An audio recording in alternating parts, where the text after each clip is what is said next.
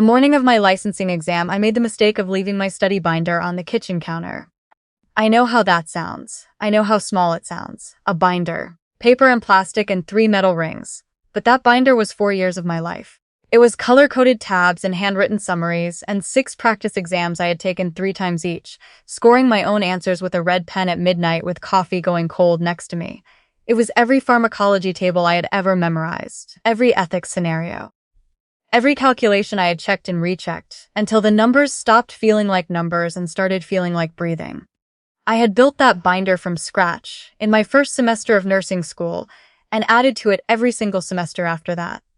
It was the most organized I had ever been about anything in my life, and it was sitting on that kitchen counter when I went to shower at 6:15 in the morning, and it was not there when I came back. My name is Serena Ward.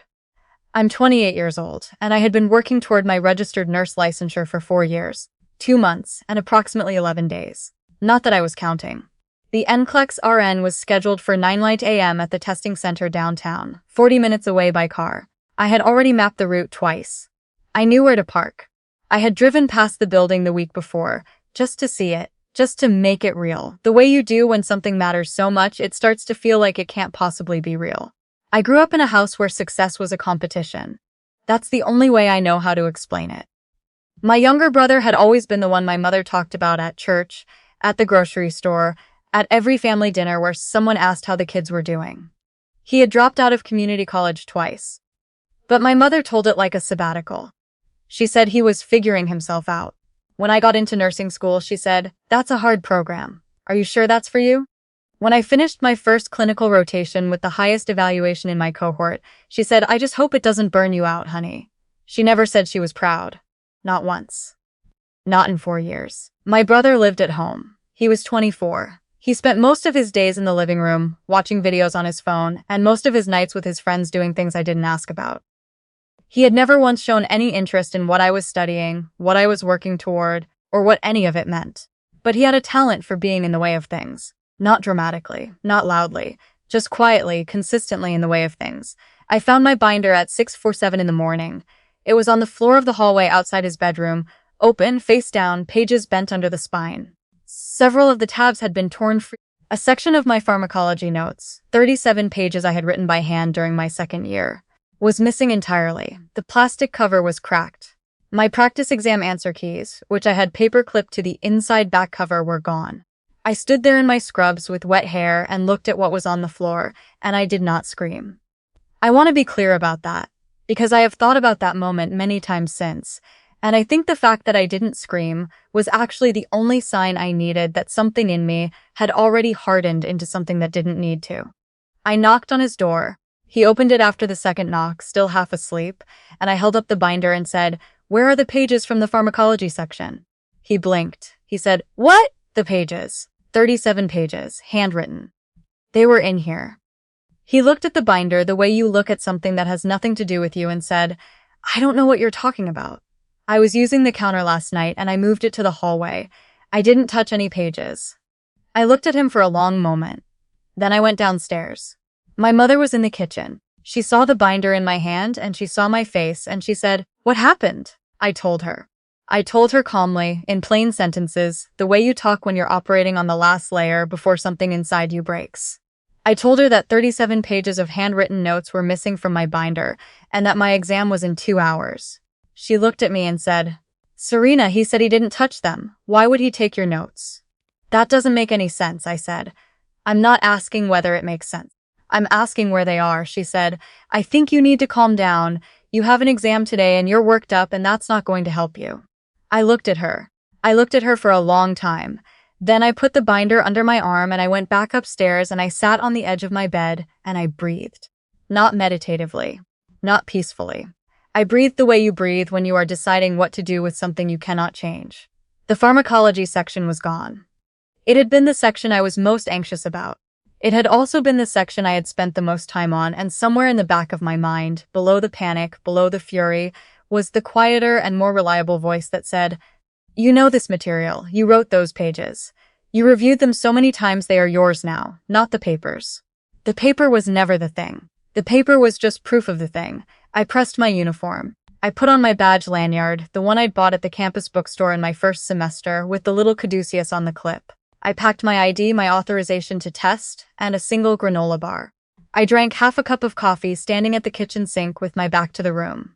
My mother said from the table, "Good luck today." I said nothing, not out of cruelty. I had just used up every word I had for her in that moment, and I didn't have any left that were worth saying. I drove 40 minutes to the testing center alone. I parked in the garage on the corner of 5th and Madison, exactly where I had planned. I walked 2 blocks to the building in the early October cold with my jacket buttoned and my binder under my arm, the cracked plastic cover facing out, the bent pages still bent. At the front desk, the proctor asked me to lock my binder in one of the storage cubbies before I entered the testing room. I set it down in the cubby and I looked at it for a moment. The cracked cover, the torn tabs, the section where 37 pages used to be, and I closed the cubby door. The testing room had 32 computer stations. I was assigned to station 14. The exam began at 9:03, which I know because I noted the time in the corner of my scratch paper the way I had practiced doing, the way our prep instructor had told us to so we could pace ourselves. The NCLEX is adaptive, which means it adjusts to you. It gives you harder questions when you're answering correctly and calibrates the difficulty until it has what it needs. You don't always know how you're doing. You don't know how many questions you'll get, whether it will be 75 or 145, or whether the exam shutting off early is a good sign or a bad one. You just answer, and then you answer again, and then you answer again. I answered 110 questions. The exam shut off at 11:17. I sat for a moment in the quiet of the testing room after the screen went dark, and I thought about the pharmacology section, and I thought about whether I had known what I knew independently of those 37 pages. The answer that came back was yes. Not perfectly, not without anxiety, but yes. I walked out of the building into the October air and sat on a bench across the street from the parking garage and called nobody. I just sat. The city moved around me, taxis and delivery bikes, and people with coffees and headphones, and I sat in the middle of it and did not know yet what the exam had decided about me. The unofficial result, the quick results option that costs $8 and becomes available 48 hours after the exam, told me on a Thursday morning at 7:43 a.m. that I had passed. I was standing in the break room at the hospital where I had been doing my final clinical placement, waiting for the coffee to finish brewing, when I checked my phone. I read the result twice, then I put my phone in my pocket and poured my coffee and went back to the floor. I want to tell you about what happened 3 weeks later, because this is the part that matters in a way the exam result doesn't. Not because passing doesn't matter, but because what happened after clarified something I had been trying to see clearly for a long time. I received my official license notification from the state nursing board. The letter arrived on a Tuesday. I was not living at home anymore. I had moved into a studio apartment in October, 2 weeks after the exam, and the letter had been forwarded from my mother's address. It had taken an extra 4 days to reach me because of the forwarding. I held it in the mailbox area of my building for a minute before I opened it.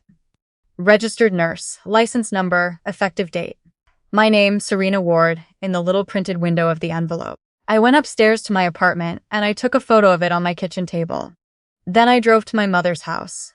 She was home. My brother was home. They were watching something in the living room when I knocked, and then let myself in, the way I always had. I put the license notification on the coffee table in front of them without saying anything. My mother picked it up. She read it. And then she looked at me with something on her face that I can only describe as the expression of a person who wants to take credit for something they had almost no part in. She said, "Serena. Oh, Serena, I always knew you would do it." I looked at her for a moment. I said, "I need you to hear me, Mom." She set the letter down. I said, "I passed that exam without 37 pages of my notes. I passed it after you told me to calm down when I told you they were missing. I passed it after 4 years of you asking if nursing was really for me and never once telling me you thought it was." I wasn't yelling. I want to say that clearly. I was speaking at the same volume I use when I'm talking to a patient who needs information they might not want to hear. Steady, clear, not cruel, but also not soft. I love you, but I need you to understand that I did this in spite of how this house made me feel about myself, not because of it. And I need you to not tell me right now that you always knew I would. She didn't say anything. Her eyes were wet. I don't know what those tears were for. I've thought about it since. I don't think they were entirely for me. My brother was sitting on the couch and he had not moved or spoken since I walked in. I looked at him. I said, I'm not going to ask you again about the pages. What I want you to know is that it didn't work. Whatever you thought was going to happen, it didn't happen. I passed anyway. He looked at the floor. He said nothing. He was 24 years old and he was looking at the floor, and I thought, with something close to sadness, that this was probably the most honest moment we'd had in years. I picked up the license letter from the coffee table. I kissed my mother on the cheek. I left. I started my first job as an RN the following Monday. Adult medical surgical unit at a mid-sized hospital 30 minutes from my apartment. Night shifts to start, which is normal for new nurses, and which I had expected and prepared for. The first night I walked onto that floor with my badge clipped to my lanyard and my stethoscope around my neck, I was terrified. That's the honest word. Terrified. Not of the work, I had trained for the work, but of the weight of it. The responsibility. The fact that people in beds behind those doors were going to need me to know what I was doing. I knew what I was doing. Imperfectly. Incompletely. But I knew. There is a version of this story where I tell you about the moment everything clicked on that unit, where a specific patient said something to me or a specific situation arose that confirmed I had chosen correctly. I don't have that version. What I have is less dramatic and more true. I went to work. Night after night, I asked questions when I didn't know something. I looked things up when I needed to. I made mistakes and reported them immediately and learned from them. I got better slowly, in the way that you get better at something that requires you to be present every single time. I kept the binder, the cracked one. The one with the torn tabs and the bent pages and the missing pharmacology section. It's on my bookshelf in my apartment right now, next to a copy of a nursing drug reference guide I bought with my first paycheck. I put a new label on the spine after I passed my exam. I wrote my name and my license number on a piece of masking tape and stuck it to the front cover over the crack. Not because I'm sentimental, exactly. Because it's accurate. That binder is what actually happened, and I don't think there's any value in pretending it was anything else.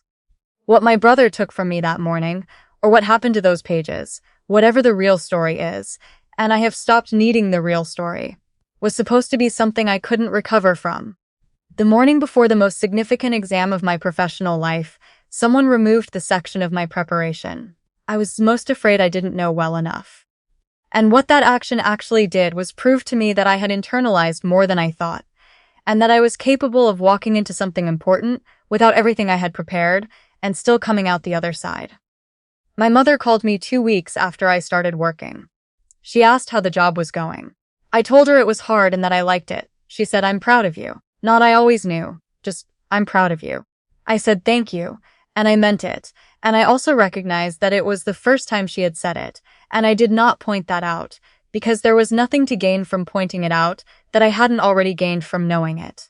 There are people in your life who will root against you without ever fully admitting it to themselves. They will frame it as concern. They will frame it as realism.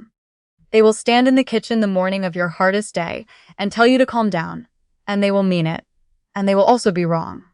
The trick, if there is a trick, and I am not sure there is to understand that their doubt is a thing that exists inside them, not inside you. You can leave it there. You don't have to carry it into the testing room. You don't have to carry it onto the floor of a hospital at midnight when a patient's blood pressure is dropping, and you are the person who has to know what to do. I know what to do. I learned that the hard way. I passed the exam with a missing section and wet hair and fury in my chest, and I walked out of that building into the October air, and I did not call anyone to celebrate, because I didn't need anyone in that moment. I needed the bench across from the parking garage, and the city moving around me, and a few minutes to just sit with what I had done. That was enough. That was more than enough. That was everything.